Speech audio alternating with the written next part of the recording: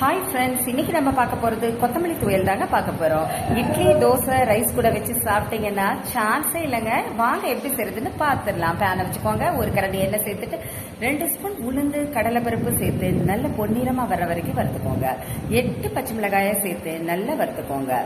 இப்ப இது கூடவே 20 பல்லு பூண்டு சேர்த்துக்கலாங்க. அதுவும் நல்லா கலந்து கொடுங்க. 10 சின்ன வெங்காயத்தை சேர்த்துக்கோங்க. ஒரு தக்காளியை கட் பண்ணி வச்சிருக்கேங்க, அதுவும் சேர்த்துட்டு தக்காளி எல்லாம் சாஃப்ட் ஆகுற வரைக்கும் வதக்கிக்கோங்க. இப்ப இது கூடவே கொஞ்சமா இஞ்சி துண்டுகள் சேர்த்துக்கலாங்க. இப்ப இளந்தப்பழ சைஸ்ல புளிய எடுத்து வச்சிருக்கேங்க, அதுவும் சேர்த்துக்கோங்க.